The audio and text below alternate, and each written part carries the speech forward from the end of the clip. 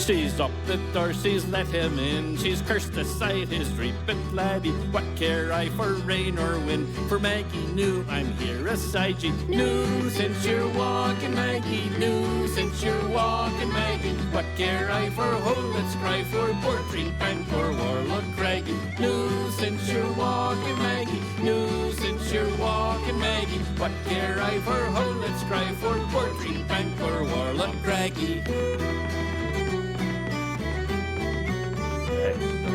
Are You Sleeping, Maggie? Yes. And in that one, actually, Alec, you sing some Scots.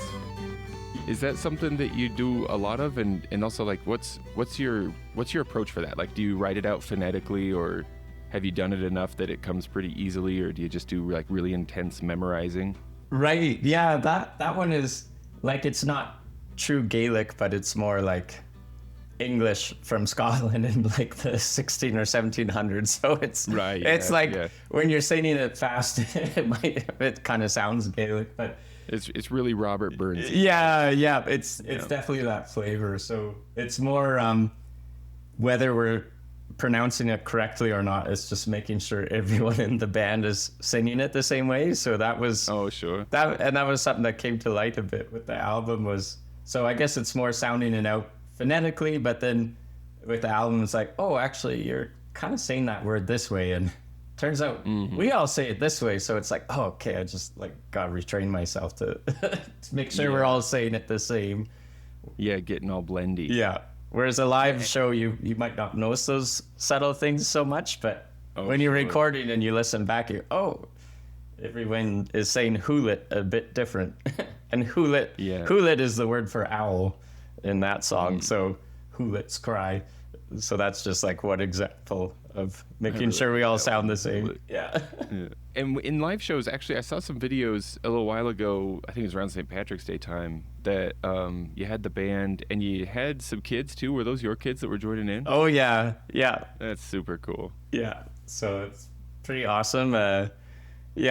Gordy, our younger boy, he's 7. He did a lot of shows last summer with us on the spoons. That's so funny. Yeah, I know. And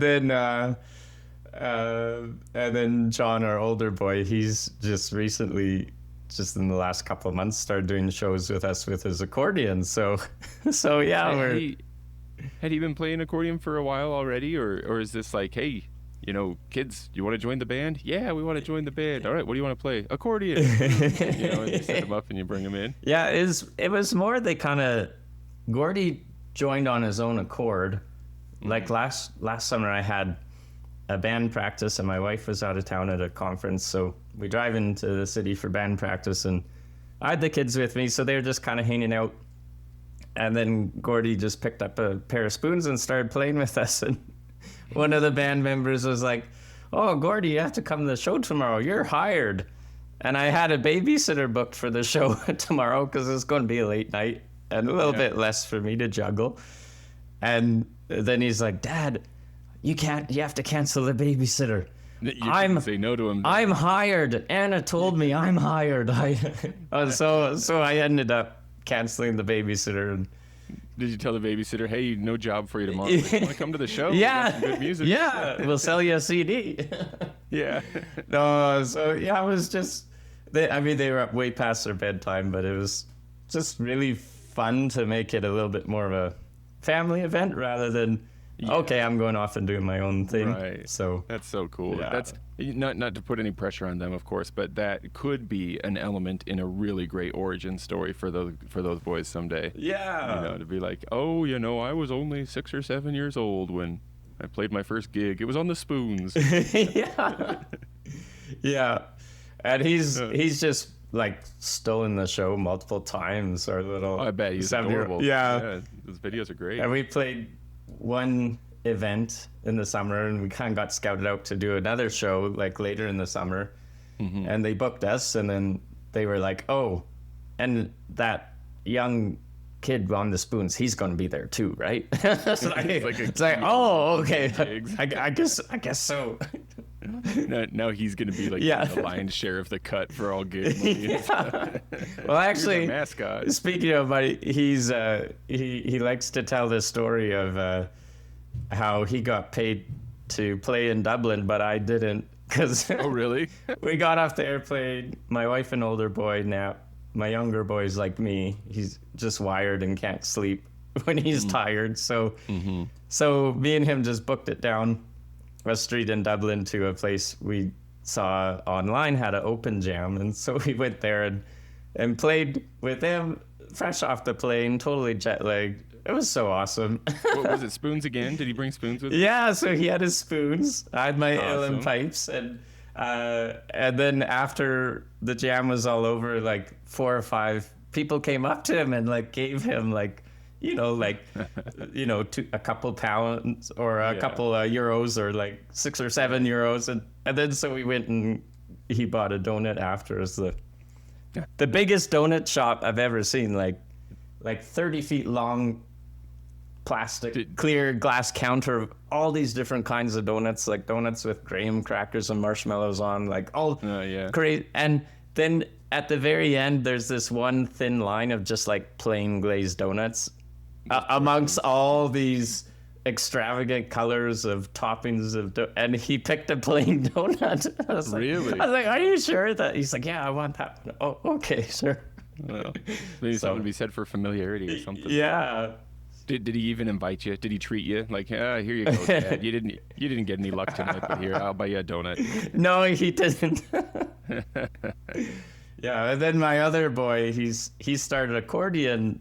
We were at my in-laws kind of during Christmas, and they had an old accordion, and then he was playing it and really took to it. So when he had an appointment in the city, my wife had taken him to, they found an accordion, like a used accordion online, and picked it up, and he played it all the way home.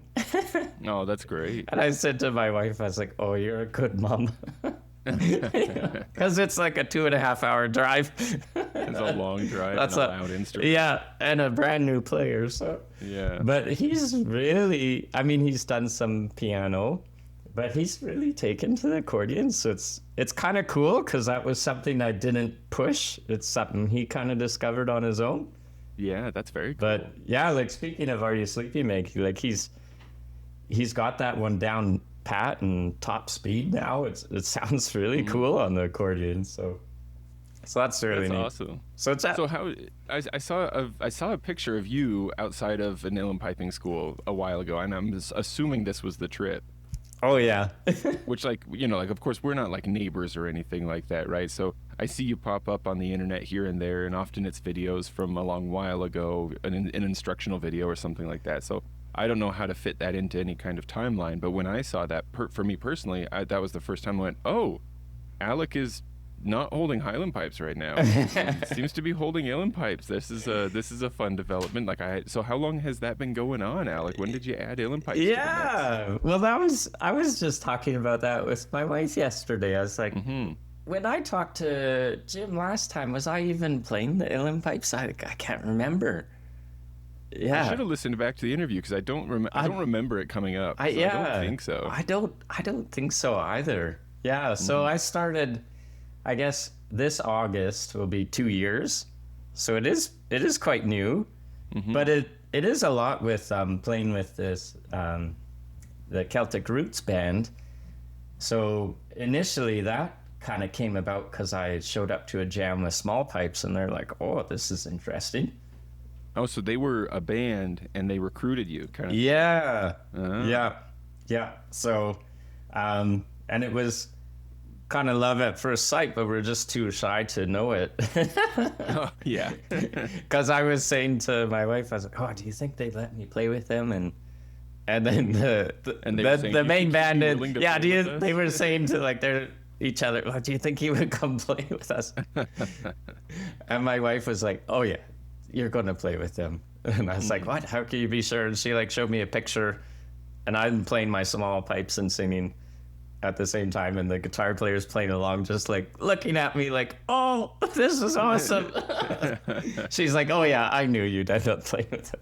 That's so great. But I mean, that's really cool. On the outset, I had no idea like how that could work with kids, and it's a long drive away, and like just that balance, I had no idea. But yeah, I was getting off track a bit. So, but I started playing with them because I played Scottish small pipes, right? They're in a friendly key with other instruments. They're quiet. They don't take over. But the longer I played with them, I've been with them about 3 years now. So in that first year, I found myself doing a lot more whistle playing. Yeah. Because they're just so much more versatile. And there was songs that the small pipes worked for still. But on their album, I'm not playing small pipes on anything. Because I was trying to notice as I listened through what all you were playing. I think I did notice border pipes. But I feel like it was mostly uilleann pipes and whistles. Probably. Yeah. I think there's only 2 of the tracks have border pipes. But what I found is after that first year being with them, getting more into whistles, then it's just like I needed to expand. And the border pipes were a really nice addition. So those are new to me in the last less than 2 years as well. Man, it's been a hot couple of years. Yeah, I know. It's just been like, careful, don't open that door. You don't know what's going to blow in, right?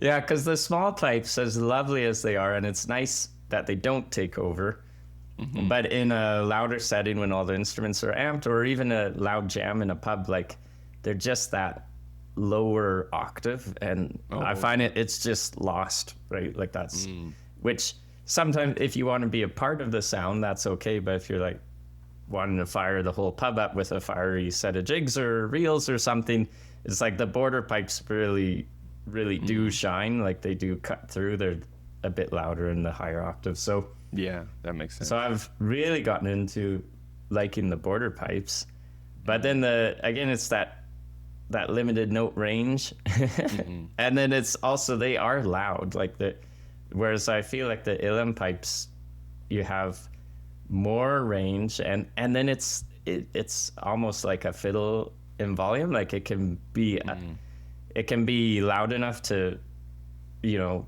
have a nice jig at the end of a song or something, but it can also blend in enough that it can be a part of the instrument mix. Kind of the perfect so really there, huh? And so that was kind of what led to it. With the Celtic Routes it was like the final catalyst, but really I feel like I've been on the uilleann piping journey forever, even if I just didn't know it. Like I feel like I've heard somebody say something wise about that. Oh, really? Sometime before, something like all pipers are on the road to uilleann piping. Oh yeah, they don't realize it. Something like that. Yeah, that's funny. That's really funny. But like as a kid, like when I was 6, like we went and saw Riverdance in the city, and I kind of vaguely remember it, but my mom said when the uilleann piper was playing that, I told her, "Oh, that's what I want to play." No, and really? And I don't remember that, but I guess she looked around at the time, and like there's no instruments, no instructors, like no internet, like it just wasn't a possibility. And then a few years later, and ended up starting to learn the highland pipes, which I think we talked about in our first call. Yeah.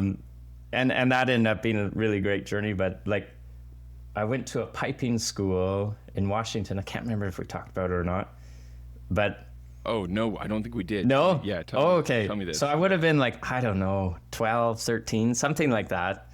Maybe 11, I don't know, 11, 12, something like that. But so in Washington, we went to this piping school, and there was this guy, like it was like shared dorms, but there's this kid who was a bit older than me, bit taller than me, and he had bellows blown small pipes. I'd never seen anything like it before. And he would always be standing in this corner, facing the corner playing. I could never figure it out until I got small pipes and realized, oh, that's the best place to stand to hear the drones to get them tuned. Oh, yeah. But like I was so fascinated. And the thing is, you know how your brains make all these weird connections and assumptions. Yeah. So I remember him as having dark hair. And in my mind, that was who else could it be? It had to have been Jeremy. Jeremy King. Yeah, it had. And who else would have been playing small pipes as a kid in like I don't know when that would have been, mid 1990s or late 1990s. I'm like, it had to have been Jeremy. I keep meaning to message him. We need to check with Jeremy. See where was he? Approximately this year. Yeah. Was he at a piping school? I keep meaning to hey, by the way, did you ever go to a piping school in Washington? Yeah, wouldn't that be wild?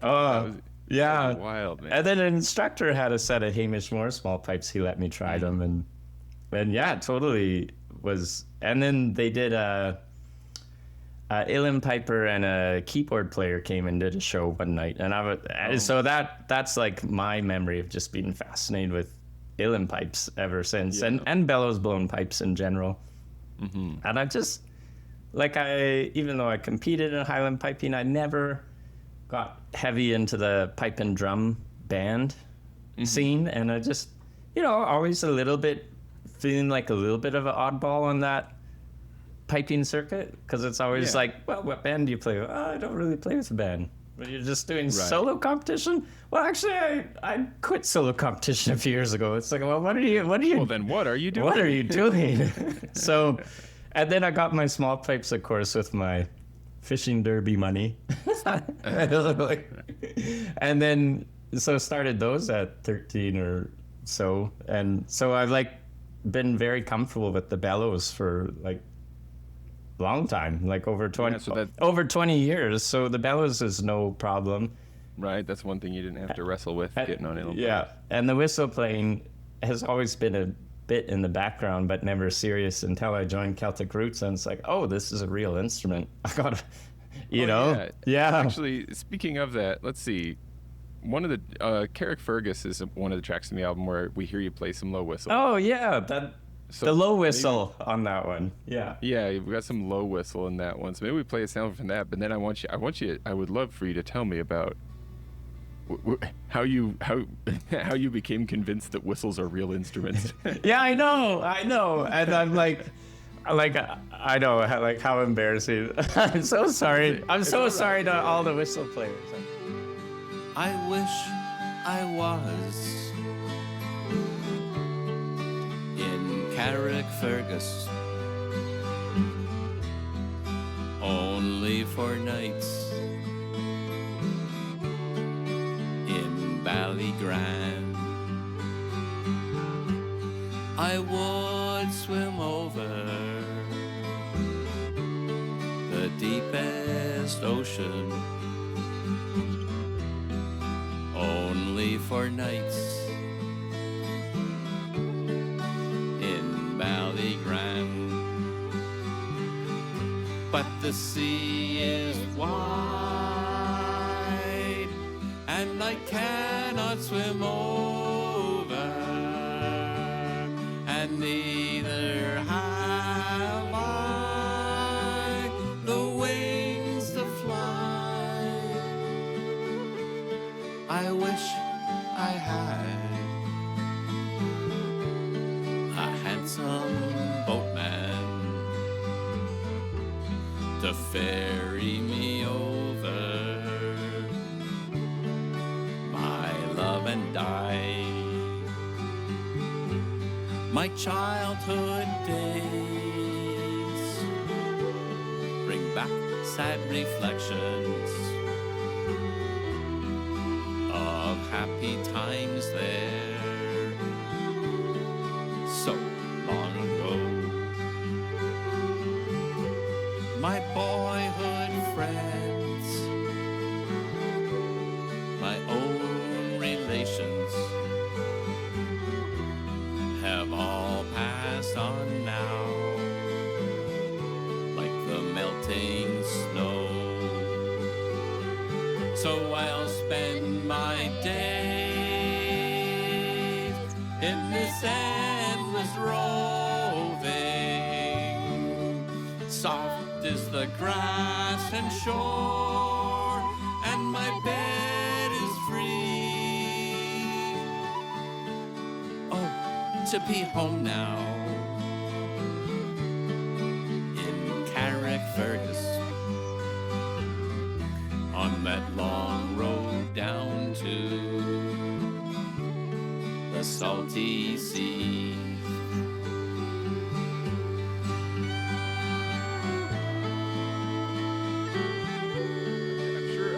lot of us have had the experience of like feeling like whistle and recorder are kind of in a category together, which is unfair to both instruments, of course. Yeah.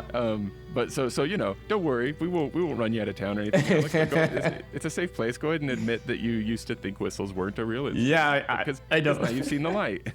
I know. I'm definitely not going to be invited on the Whistling On podcast anytime soon. Yes. But yeah, Good idea. but yeah, I know, and I think it comes back to in some of my videos I've tried to break this stereotype a little bit, like bagpipes are the toughest instrument to learn. I think that's a bit of the mindset I had with whistles too. It's like, well, whistles, there's not much to the instrument. It's not a hard instrument like the pipes, so it's not a real instrument. But then, like, you hear like fluke. I got a fluke album, and like the whistle playing on that is just insane, right? Yeah. But like I learned whistle. We had B flat tin whistles in I think it was grade 4 or grade 5, and the whole music class at school did a whole whistle thing for the year. So like instead of recorders, we did whistles. So maybe that's such a good idea. Maybe I know. And I wish our school would do that here for my own kids. That would be so great. And the only reason we did it, we just had a student teacher, and that's what they chose to do. And I don't know them, didn't keep in touch with them. I have no idea if they were Irish or why they thought tin whistle. But again, it just got me onto whistles. And then so I always had a whistle at home or a couple of whistles at home. But I never read sheet music with it. I'd just fool around with little melodies on it when I was burnt out of practicing for my piping competitions. Like, so it was always like there's nothing to do, or I'm just waiting for whatever and don't know where my chanter is, so I'll pick up the whistle for a little bit. But it was still like, the whistle is actually a really nice path to uilleann piping, and I didn't know it. And even with Celtic Routes, like I still didn't know whistles was going to help my uilleann piping, and that's when I really started having to learn a ton of tunes, read sheet music, pick stuff up by ear, start playing with harmonies, like doing all this whistle stuff. And then I had a low D whistle too as a kid. And actually, maybe this didn't help for me thinking it wasn't a real instrument. It was one where the mouthpiece came off. Oh, yeah. And at some point, like moving back and forth with university and stuff, at some point, the mouthpiece came off and I put it on the wrong end. Oh. And I didn't know it for realize it for a couple of years, because I only picked it up the very odd time, and I'm like, gosh, I can't get anything out of this. And yet there were a couple tunes like I don't know what mode, not the Western mode music, but there were a couple tunes that actually worked with it. But it was like really, really odd. I'm like, this is the oddest instrument.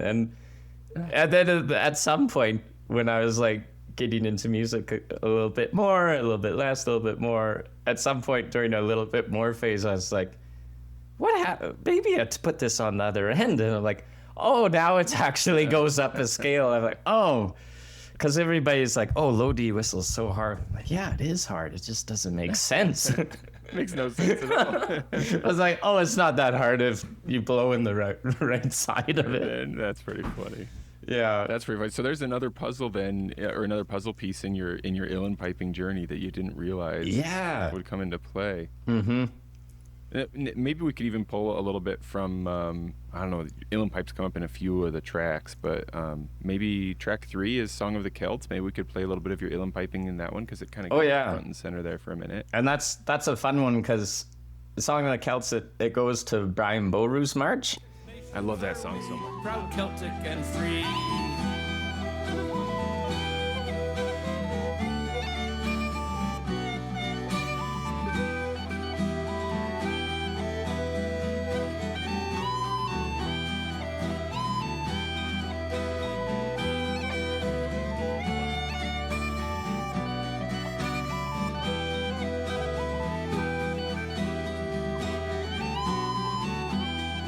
There's a blossom that's rare as the lifeblood we share, and for liberty's cause against alien laws, with Loch Hill and O'Neill and Llewellyn drew steel for Albus and Aarons and Cambria's wheel. The flower of the free, the heather, the Bretons and Scots and Irish together, the Manx and the Welsh and Cornish forever. 6 nations are we, proud Celtic and free. I've never heard words for that song actually until I heard you guys. Yeah, and our guitar player, like the head guy of our band, he found the words to it. I really like him. But we had to change the key to suit his voice more. So usually I would play that on the uilleann pipes in A minor. And actually it sits really nicely on the pipes, like on the bagpipes or small pipes, border pipes in A minor as well, if you do the C natural fingering.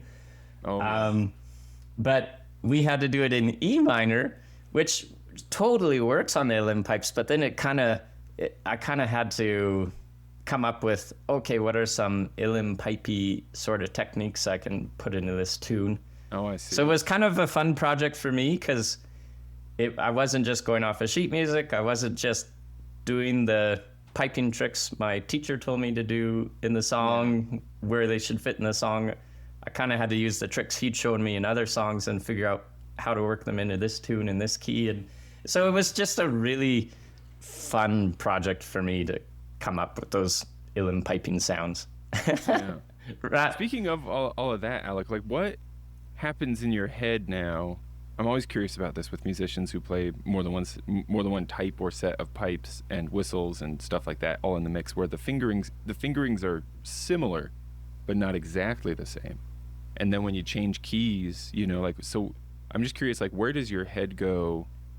Like, if you closed your eyes and were just playing, or if you were looking at sheet music, if you have a D whistle, are you thinking in D? And if you're on your highland pipes, are you thinking in A? And if you're on your uilleann pipes, are you thinking in D again?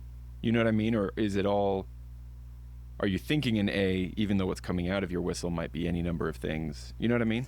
Yeah, and I think there's been a transition for sure since I've got on to uilleann piping, whereas again, probably didn't help me thinking whistles aren't a real instrument, because before, when I would play a whistle, I would be thinking I'd be like doing kind of bagpipe style embellishments. Yeah, totally. And I'm thinking, totally. I'm not thinking I'm playing an E right now. I'm playing a B or a high B, which I can't do on the pipes, but it still feels like a B, rather than I'm playing an E. So I think that didn't really help my whistle playing, and kind of being with the Celtic band, just being forced to do it more often and look at sheet music. I think that was the transition of like, oh, I am playing at E here, right? Like I'm thinking more in the key of D, I'm thinking more in the key of G, or E minor. Like those ones are really fit nicely on the whistle. And so I think that was a big transition. But then interestingly enough, like sometimes if I have sheet musics with embellishments on it, I can't follow it with the whistle, because you just want to be on pipe. Yeah, or like if I'm trying to follow it with the whistle and play a high A, right? Like a real A. But I need to do play a E fingering, right? For the it's on the whistle. I'm playing an E fingering for a high A. But man, if there's a grace note or a grip on that high A, like I just go right to playing a high A fingering on the pipes, which doesn't quite sound right on the whistle, right? Yeah. So I found I really can't follow sheet music with embellishments on the whistle, or the uilleann pipes, the same kind of thing. Yeah. But yeah, it's interesting. I can, oddly enough, I can do that. I can play my border pipes or small pipes, or even highland pipes, and just follow sheet music without embellishments. So I've gotten very good at that. So I can't go the other way. Very interesting. I wonder, the pool of people to ask, of course, is so small that, like, I don't know how we could get together, like, data in averages, to know if this is a common experience or if there are little individual quirks like that will happen to different people based on their experience and stuff like that, But I just think that's super interesting. Have you ever had it go the other way around, where, like, you're playing your highland pipes and maybe something you've played a lot before, I don't know, your mind wanders a bit and all of a sudden you think and next comes a D and you play D as if you were on a whistle, and so then it comes out as a low A or something like that, you know? Has it gone backward for you at all? Yeah, I don't think so. Interesting. No, and you know what the really weird thing is I've always been I feel like I do most of my practice without the pipes. Like whether it's the steering wheel of the car or a pencil under the church pew, or, you know, or like just on my lap, or my wife's always like, what song are you playing now? Because I like have my hand on her shoulder and my fingers are just buzzing along. So it was really interesting, I don't know, a few months into my uilleann piping journey, when I noticed my fingers are moving as I'm thinking of a song. And then I'm like, oh, I'm doing uilleann piping fingering right now. I'm not having to think it, like, because up to that point it's like you have to think through every little, oh, keep that finger down with these two, like, so that was kind of, and then I kind of focused on it on purpose. Like sometimes I would play an uilleann piping song with uilleann piping fingering just on my pencil or whatever, or the steering wheel. Yeah, so that was kind of so it really is like, yeah, I guess it's kind of like, I'm used to driving on the right-hand side of the road here in North America. We went to Ireland, and it was amazing. I never had to drive on the other side, but it's amazing how used you got to it, how quickly, right? So it's like your brain kind of does find that different gear in a way. Interesting. But I wonder if that's akin to the experience that people have when they're learning a new language and like dream in the new language, you know, have that experience like, oh, it's sinking into you enough that it's becoming natural. And it's something too, I think that uilleann piping really has helped me with is it's very much more of an oral tradition, right? Like where it's like, if you're learning this song, if you just look up some sheet music and go off that sheet music, it may have been written more how you'd play it on a fiddle or a whistle, not how you played on pipes, right? On the Irish pipes. And then also it's like, there's all these different variations you can do in different parts and different sections. And if you just kind of get locked in one version from the sheet music, you're kind of losing maybe some of your own creativity. How could I do this? Yeah. But I've really developed that because I've always struggled to learn something off the sheet music on its own. But I've also never been able to learn by ear on its own. It's like I need all the help I can get from both avenues. But the uilleann piping it's been a struggle at first, but it's just gotten better. Like probably like for every 10 tunes I learned, probably 8 of them are without any sheet music at all. That's really cool. Wow. And that's so not how I was raised in the highland piping or in trumpeting or any other instrument I play. So different. Yeah. So it's, and I guess the 5-string banjo, I did that way too. I just made a lot slower progress, I think, because I wasn't working on all these, like the uilleann piping, I was working on all this background skills for uilleann piping, but the banjo was not that way at all. that was a cold turkey situation. Exactly. Yeah. So that's been a really cool thing to notice, because I think all of us as musicians, we think, oh, I just can't do this. You know, I can do this, but I just can't do that. I'll never be good at that, or I'll never get this tune. But that's been something really neat. It's like, oh, I really have gotten better with this. I'm still not good, but it's like, oh yeah, it's kind of a cool way to learn. Yeah.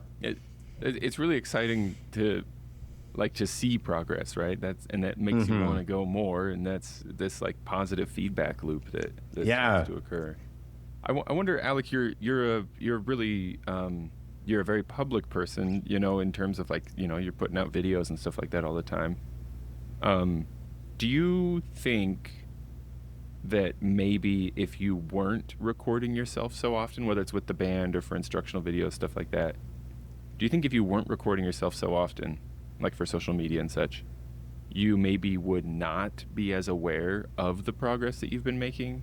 And so, like, maybe that's having a positive effect on the experience for you overall. Like, because like if there's a recording, then you can go back and you can see and hear, and you can go, oh, I've changed the way I do that, and like I like the way I do it now, and maybe that's a positive experience, or maybe this isn't a factor at all. I don't know. Oh yeah, I think so for sure. Even and like there's a like some when I'm just recording an instructional video, putting it out there, it's like, okay, yeah, that's not as tough as, okay, I'm going to record a tune I'm learning, and I'm going to try to do it well, and then like so it's I tell people to do that all the time.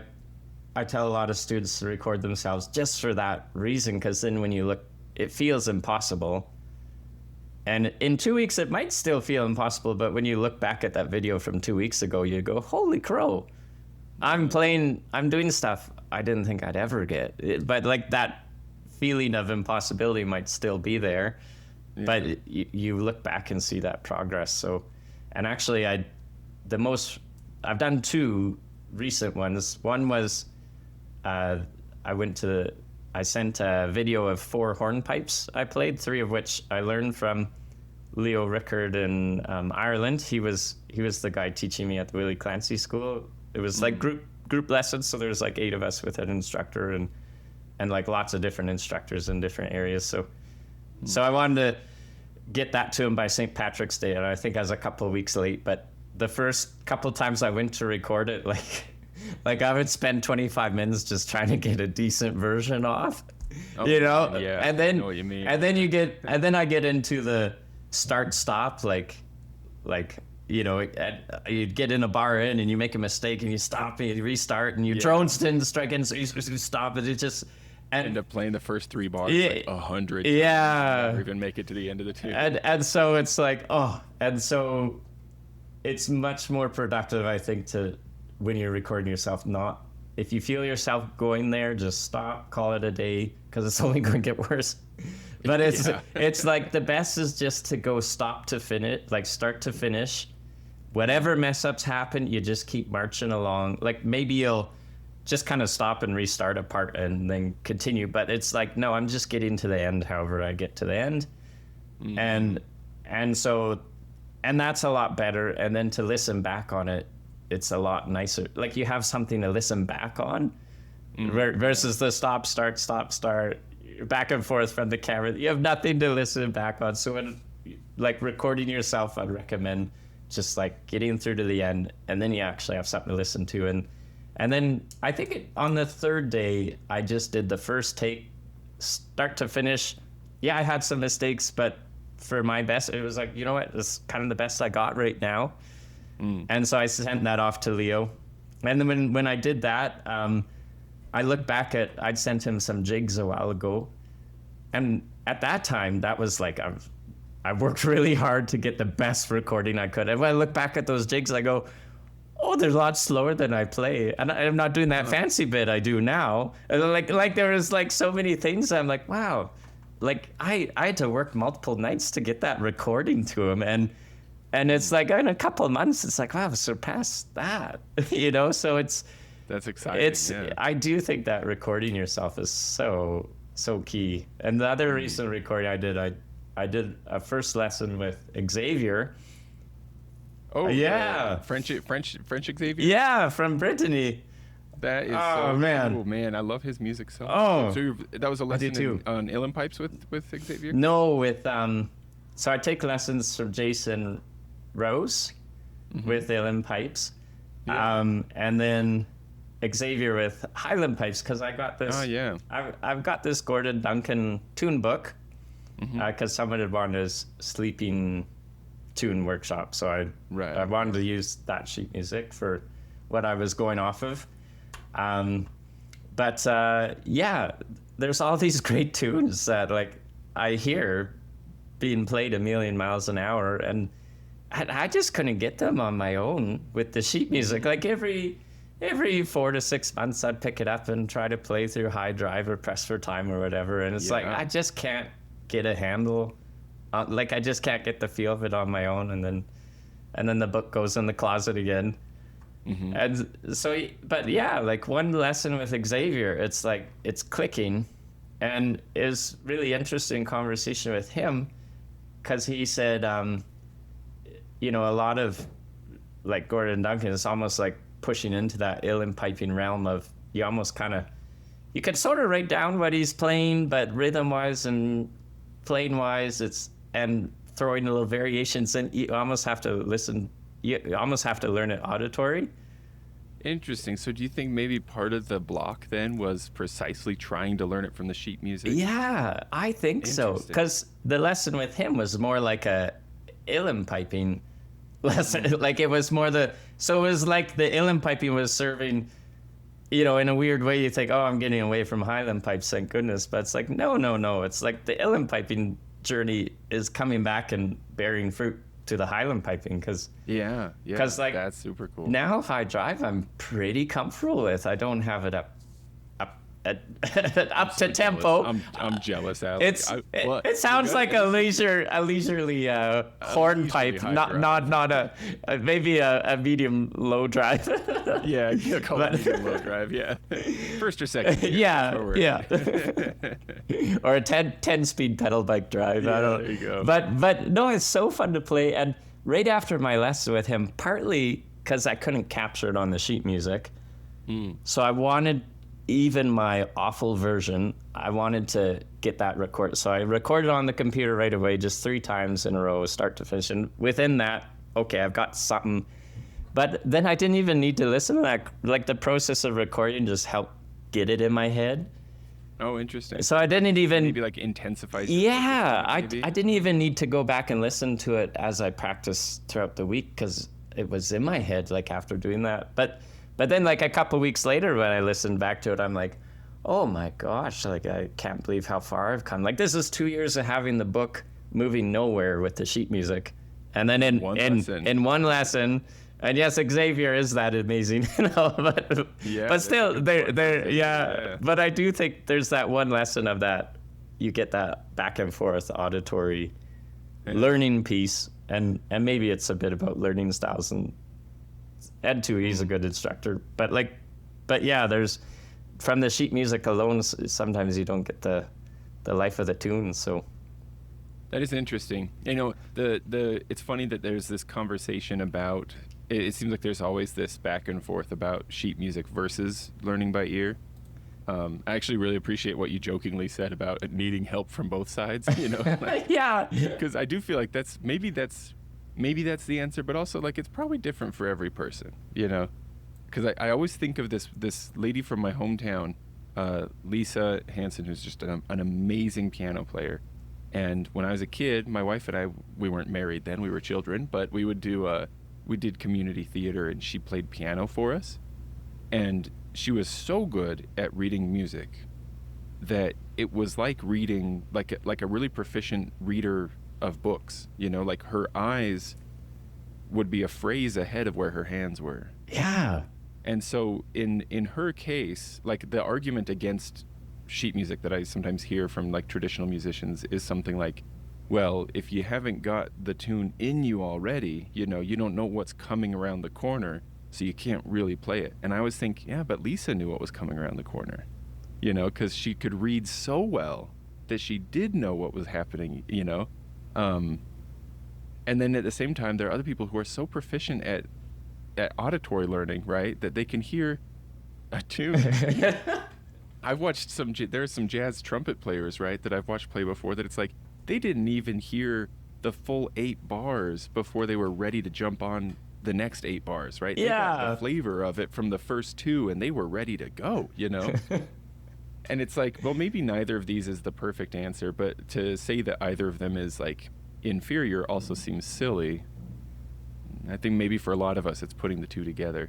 Sorry, I ended up monologuing, Alec. I didn't really mean to. I think I was just feeling excited by your own experience. Oh, yeah. Wanting to participate myself too. No, I'm laughing and nodding along because, yeah, like you see those people in either camp that could just do it so well. And piano music it's just crazy. Like you have there's two lots things going on. going on in treble clef, you have two things going on in bass clef. It's all happening at once, and like there's things like rests and dynamics and all the so it really is amazing what, and that's what I feel is like I'm just a normal person. Like I'm so human, right? Like so like I need, and there is some songs that I just can't get despite Jason sending me a video of the uilleann pipe, and then I'll go on the sessions and look up, and it's like, okay, the F has the downbeat,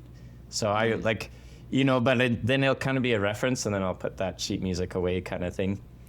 Yeah, so having a look kind of helps you get your foot in the door. So it's kind of like a reference. So that's, and then there's songs I've learned without Jason's help, just by the sheet music alone.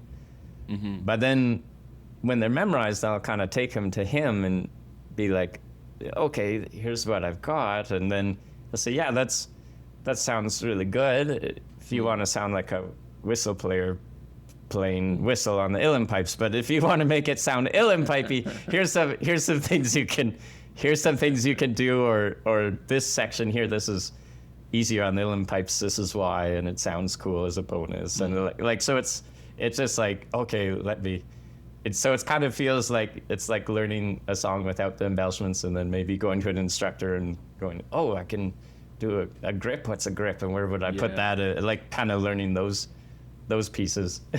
Yeah, no, that makes sense. Maybe we sneak another track from the album. Oh, sure. I really enjoyed the fifth track. That's a set of 3 tunes. It's got Philip and Fortune, Frost is All Over, and then Roarin' Jelly. Yeah, Roarin' Jelly or Smash the Windows would be the other name for that one. Yeah. Oh, gotcha. Yeah. I just, it's such a dancey set. I could easily imagine like dancing a square dance or a quadrille or something. Yeah. At the head of the room, stomping your foot and singing and playing. Lots of fishing, Monifest Harbor, lots of fishing in around here. Boys and girls are fishing together, 45 from Carmaneer. Catch a hold this one, catch a hold that one, swing around this one, swing around she.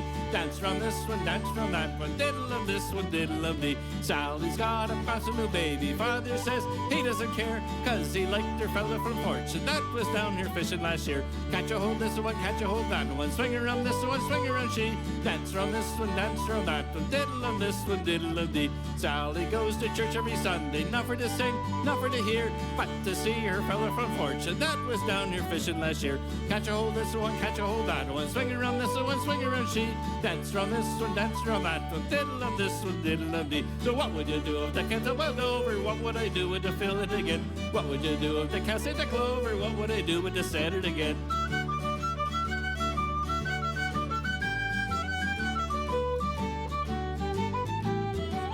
The pretties are dug and the frost is all over. Kitty lie over close to the wall. Summer is coming, we're all in the clover. Kitty lie over close to the wall.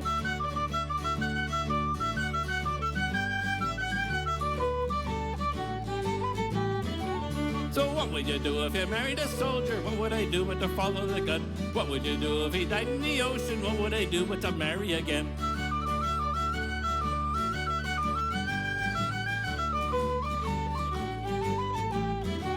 The pretties are building, the herrings are roasted. Kitty lie over close to the wall. For you to be drunk, me to be sober. Kitty lie over close to the wall.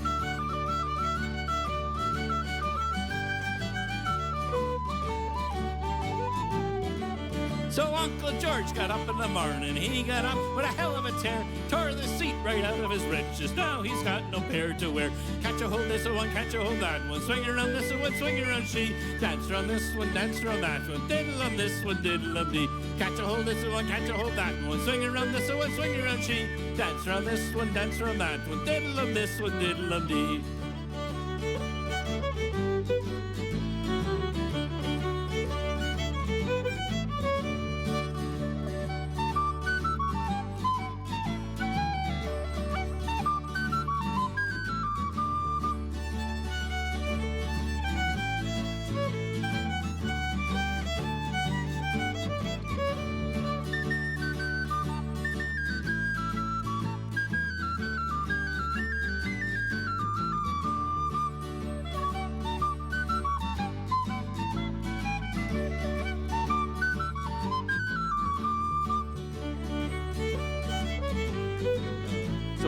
the band in Celtic Connections, Celtic Celtic Routes. Connections. Yeah. That's the show. Yeah. Celtic Routes. Yeah. In the band, are most of these sets or all of them things that the band was already playing and you've been finding a way to fit in, or are you participating in arranging? Like, how much of a and like I'm just curious. Like, there are different ways to do this, of course, right? Like, is it like one person in the band writes out the arrangement and everybody else learns it, or is it kind of a democratic, we'll all get together and jam on it for a while, see what comes out of it? How does it usually work for the band to come up with these sets? Yeah. So good question. I would say it's not all one method. I'd say multiple methods apply. Like, so with some of these sets, like, they were kind of a built-in set before I joined the band, and then I'm like, okay, how do I work myself in here? Like, yeah, how do I like, Are You Sleeping, Maggie? I kind of I couldn't find sheet music, so I kind of had to write it out note by note and get on the whistles first, and then when I got uilleann pipes, figure out, where could the uilleann pipes fit in with this?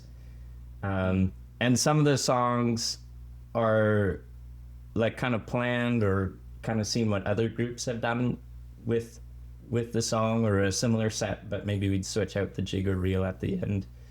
And then some are just kind of come out of what someone's fooling around with at practice. Like, our one guitar player for Caledonia, I'm pretty sure it was, he was just fooling around with this kind of cool picking pattern. In between, like, we practiced through a song and then talked about what was good or not good, and then we're going to do it again. And as we're just chatting about what's good, what's not good, he's kind of doing this interesting picking pattern. It's like, hey, wait, what are you doing there? That's like, let's work that in. That's, so sometimes things kind of come on the fly like that. Well, I don't know if you can see the changes that have come over me. These past few days I've been afraid that I might drift away. So I've been telling old stories, singing songs that make me think about where I come from. That's the reason why I seem so far away today. But let me tell you that I love you. I think about you all the time. Caledonia, you're calling me. Now I'm going home. But if I should become a stranger, know that it would make me more than sad. Caledonia's been everything I've ever had. I kind of had to work a whistle part in. When we first recorded it, I had to step out of the recording. We were working on buying a truck because my son had more trips to the hospital and we needed 2 vehicles. So I missed recording that one, and then I had to add an eye track later. Well, I have moved, but I kept on moving. Proved the points that I needed proving. Lost the friends that I needed losing. Found others on the way. I have tried, and I've kept on trying. Stolen dreams, yes, there's no denying. I've traveled hard sometimes with conscience flying. Somewhere in the wind. Well, let me tell you that I love you. I think about you all the time. Caledonia, you're calling me. Now I'm going home. But if I should become a stranger, know that it would make me more than sad. Caledonia's been everything I've ever had. But then it gave me time to listen to what everybody did on the recording for Caledonia. Oh, there you go. And then I kind of got to work in a better whistle harmony than I'd never done before. It is really nice. That one, it's funny. I wouldn't have expected it coming to the album initially. I would have expected like some of the sillier lyrics or the like faster dance tune sets to be the stuff that really stuck with me. But Caledonia has been the earworm. Oh, really? For me. That one, yeah. Like I'll wake up in the morning and that's playing. Oh, that's so nice. It's really pretty. It's really nice. Yeah. And actually, speaking of your So whistle, nice. your whistle part in that, I was curious, like, how do you, when it came to cutting the album, like decisions about mixing and mastering, like balance and reverb in particular, I thought it was really tastefully done. You know, it doesn't seem like it's always there. Sometimes it's there a little bit. Like, was that decision making entirely up to the audio engineer, whose name I wrote down, Matthew Retterberg, because I didn't want to not give credit where it's due, right? But and how much of that is you guys sitting in the sound booth after recording and being like, I think I'm gonna take this level up, take that level down, that kind of thing. Yeah, and we did a lot of so like once we got everything recorded, he sent out a here's what we got kind of thing, and we did a lot of back and forth with him, and everybody kind of had a say. Like, so initially the pipes were quite quiet, and I was like, oh, we kind of need the pipes louder. But I didn't want to be that bagpiper going like, we need to hear pipes all the time. Yeah, this should be a bagpipe album, really. Well, the other instruments are just for a bit of rhythm. No. Yeah. But then, thank goodness, everybody else thought the same. So, and the reverb actually, or is that the echoiness? I think I that's don't. the word Yeah. for it. Maybe there's a different word for it. Yeah. Yeah, that kind of echoiness. Yeah. Yes, 'cause Initially, it was way too much on Caledonia, I thought. So I actually got them to pull it back. Like it's, and so in some ways it's there more, some ways it's there less, but it's still like this subtle phenomenon. Whereas the first kind of mix was like, whoa, this is a lot. I feel like that is one of those things, maybe similar to like vibrato when people are singing, that like, there are some people who like a lot, there are some people who like none at all. Yeah. And personally, I feel like there's a middle ground there that is tasteful and nice, and I think you hit it with that track. I thought it was really nice. No, and I'm really happy with the end result of it. And Alec, not that you needed to please me, right? Not saying that, like, when I say I think you hit it, I'm just saying like I enjoyed it, but also like no pressure to make things to my taste. Well, I did have you in mind during California. Oh, good. Because I thought, well, if James ever wants to play this one on his Irish whistle, it would sound lovely. So I want him inspired. Well, it worked. You got me inspired, absolutely. Hey, you mentioned your son making trips to the hospital, and I wanted to ask you about was that anything to do with food allergy? Because I wanted to ask you about traveling. Yeah. It's like the donut shop. Which son was this? Right. Yeah. So that was, and maybe this falls in the bigger conversation of like how to balance music, like how to keep music in your life when life is hard, or when do you pull back on music?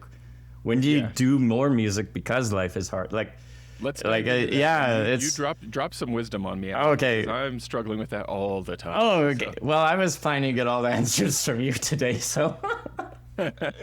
So yeah, I guess it would have been May. Well, going back early, even January of last year, my older son, he would have been 8.5 at the time. He was sick, normal sickness, and he's getting better. Okay, he'll go back to school the next day. But then the next day he had this horrible tummy pain. And we're like, oh, this is odd. So we took him in, make sure it wasn't appendix. It was nothing. It was fine. And then he's feeling better and goes back to school. And then sometimes he has this tummy thing, and we think, well, it's probably anxiety. So we kind of talk him through it and get him to school. And then sometimes, like he just can't get out of bed. He's so tired in the morning. And we're like, well, he's just not a morning kid. And then somebody's having these joint pains, and it's like, well, I don't know. This is getting kind of weird, right? All kinds of adding up. Huh? And then during soccer, like his first year of soccer, like he would play soccer, and then he couldn't like move for like 3 days after or get out of bed. So we started getting some investigations looked into in the spring, and the most probable thing was celiacs.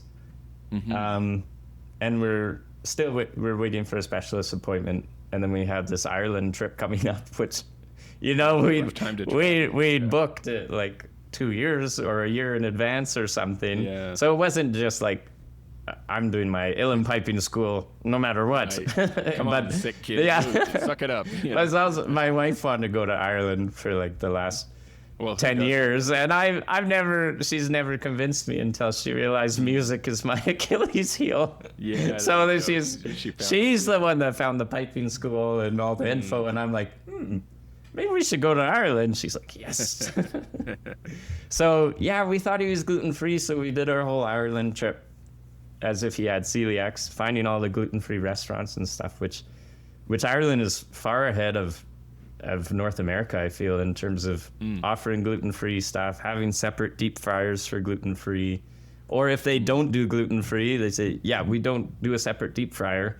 Like, they just, like, tell you straight up. Like, it's... Yeah. So, and they even have, in the drugstores, they have, like, pregnancy tests, but it's celiac tests. It's like, at least here in the hospital, we have I didn't even know that was a thing. Yeah, at least where I'm at, you have to go to the hospital and get a blood work taken. But I thought the but doctor there would tell you you just that. like pick up this over-the-counter celiac testing kit.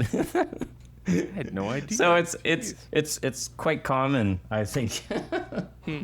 But so Ireland, in some ways, we were having a great time, spending time together as a family, seeing amazing things, getting into like this amazing music culture that I don't know, I've never experienced before, learning lots of cool piping stuff, but at the same time, we don't know what's going on with our son. We have a wheelchair for him because he can't really walk that far without getting tired and sore. We get tired and sore carrying him, so we have a wheelchair for the 9-year-old. And like on the one hand, we're horrible parents. Why did we ever come? But on the other hand, like he missed most of school. He missed soccer. He missed all the fun end of school stuff. He's like missing his summer. And this was something fun we could do with him. And he did have some rough days.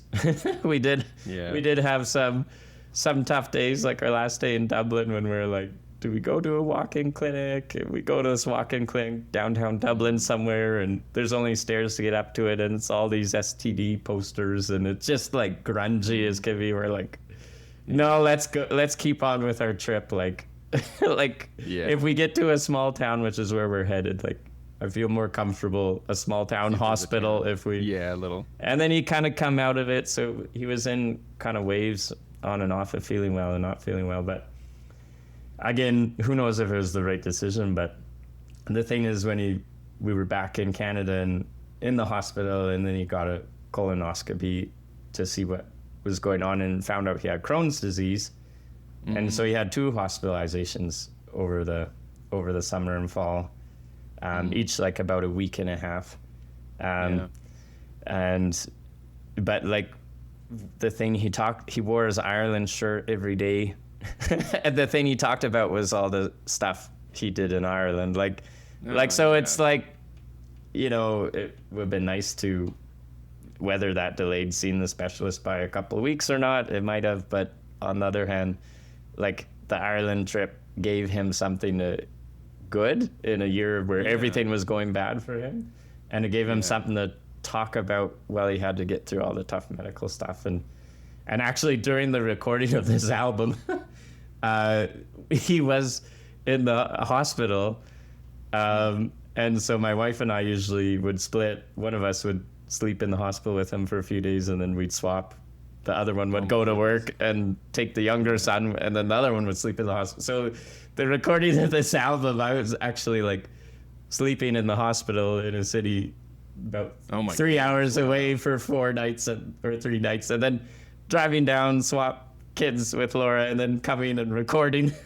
And like, there's a few songs, one in particular, I'm like, I just know that wasn't my best.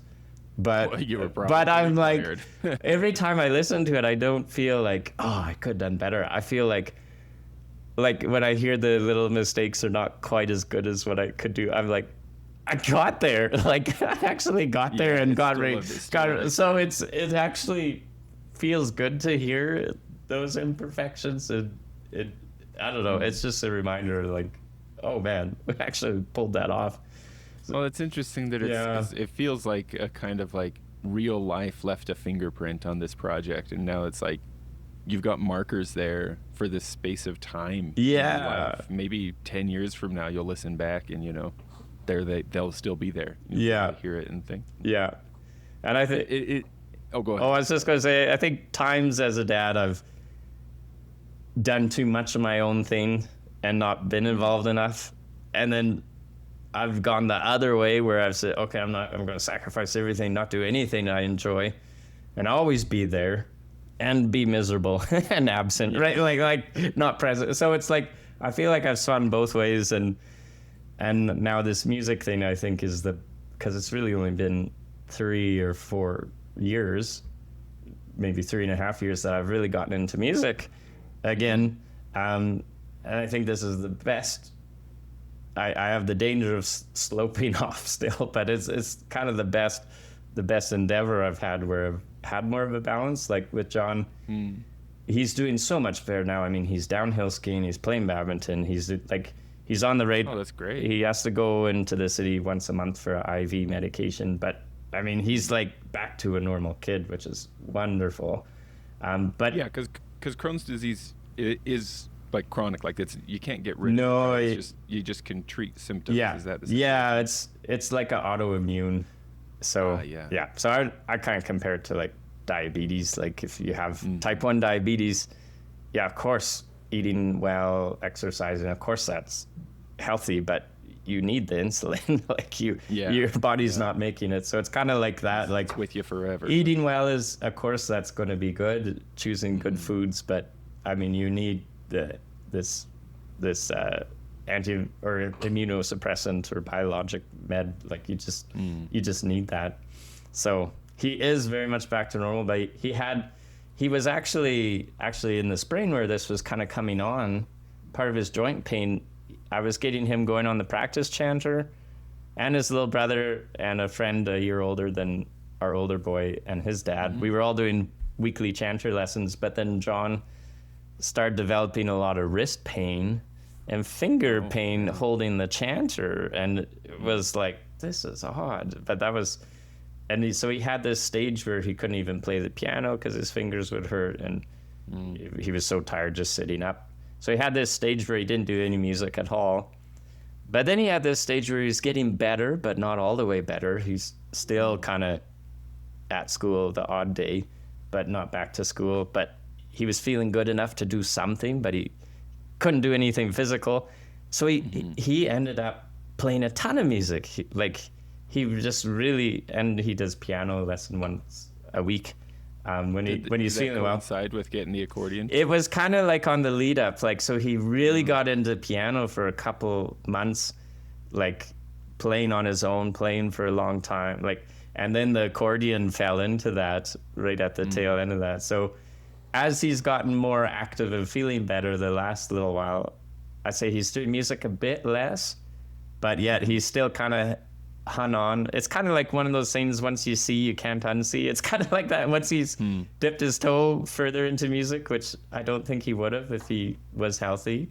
He's kind of kept something there. Like, so like the last few shows he's done with us with the accordion, like right on St. Patrick's Day, he's pretty much feeling good and normal, but still liking that music thing. So yeah, but it's like, I don't know. So it's like it's no longer his only option for something to do. Yeah. He's still doing Yeah. it. So it seems there must be. So I'm like, oh, all the times, like my wife calling me as we're doing mic setup for a show, and I have the younger boy and she's at the hospital with the older boy, and they're supposed to be discharged, but then they don't get discharged because he's not doing well. And it's just like, that feeling of like, what am I doing 6 hours away doing a show? Like, so much guilt. I completely messed this one up and I can't fix it right now. Like, so having to like play the accordion with the group, or even oddly enough, my wife she plays fiddle and clarinet, but she hadn't picked up her fiddle very much for a few years. And then kind of the odd time we play with another band in town, like kind of a lower key local group, but she started picking up her fiddle more consistently and getting into Irish songs, which has been really cool, because that's why I started learning banjo, because she wouldn't learn my Scottish repertoire, even though I had these small pipes. So I started learning clawhammer banjo so I could play all this old time fiddle music with her. Yeah.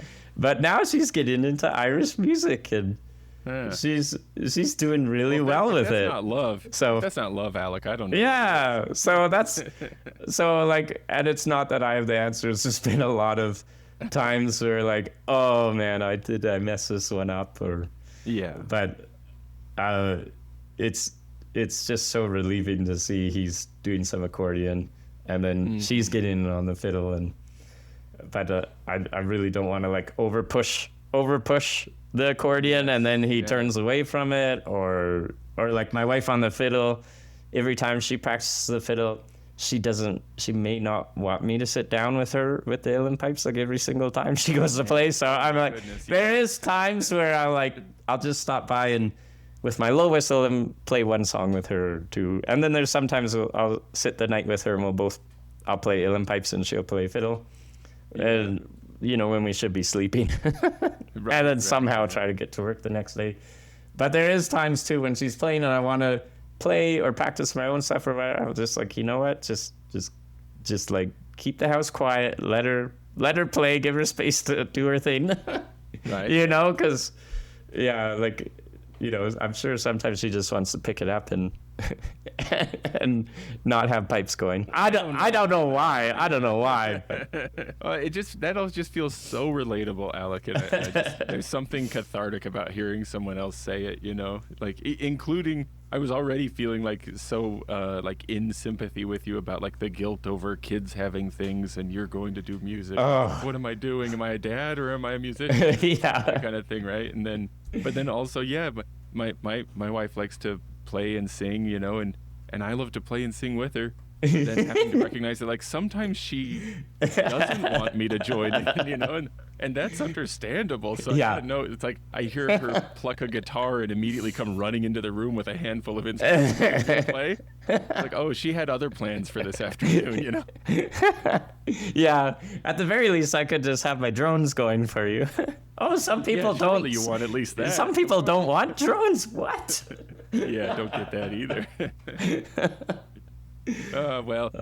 So then, I mean, another thing that this does bring to mind too, Alec, is like, and I'm not saying that you should have the answer for everybody. I'm sure this is kind of like the ear learning versus sheet music learning thing, where it's like there's probably a mix of things to do in different situations are different, you know. Mm-hmm. But you know, like you were teaching your kid practice chanter, and now he's on the accordion. And it's like, finding that balance is also tricky. Where like you want to encourage your kid.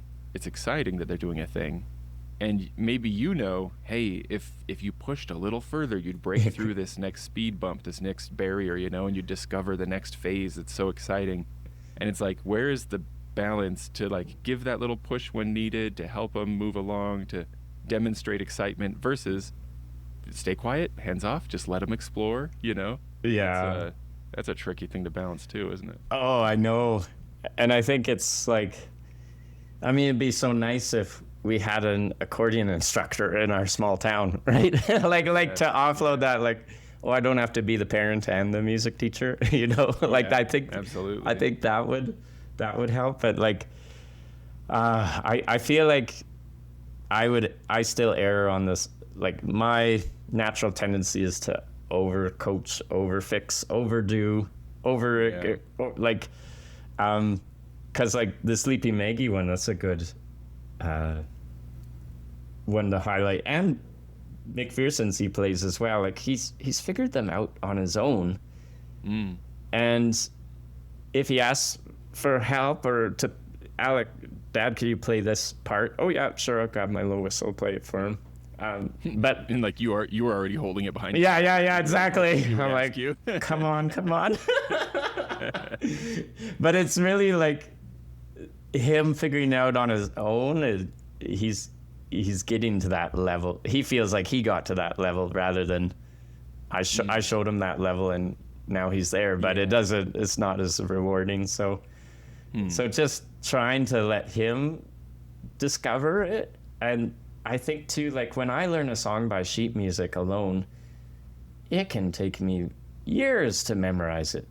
You know, like versus it's weird, and I think it's like a different part of my brain too. Why I, like you talked about, do I ever start on a highland piping song and switch into uilleann piping by accident, or vice versa? But it's like when I learn songs on the uilleann pipes by ear, like the back and forth auditory thing, it's like it's in a different part of my brain, different part of my file storage, and it's like those, like the ones I've memorized that I learned first from sheet music, those ones still drop out of my head like crazy in the highland piping. But like the uilleann piping, like the ones that I've just like learned without the sheet music from the get-go and never looked at the sheet music, or maybe, you know, a minute here or a minute there over the course of the first month, but then those ones they're just in a different, like, sometimes I can't find them still, like the first three notes I can't find them, but you can. But if I find that right drawer, the whole thing comes out, you know, and it's fun, and it's like I don't have that from from tunes that I've learned with sheet music. So I think too, I think of that with John with the accordion. It's like if I show him like this tune and really push him, like it's not going to be ingrained in his bones, right? Like versus if he figures it out on his own, even if he quits music for 10 years and then picks up mandolin, he'll be able to pluck out "Are You Sleeping, Maggie" or McPherson's Lament. He like he's just ingrained it in his DNA, so to say. Yeah, you know.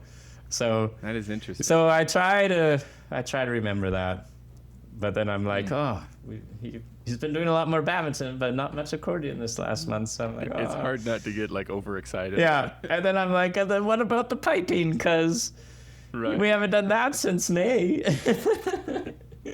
And then I'm like, even with the piping, it's like, would I push highland pipes? That's what I'm most qualified to teach. But would I push that, or would I get them going on bellows, like, or would I push whistles and uilleann pipe? Like, it's like I don't. Again, what direction? What direction do I do?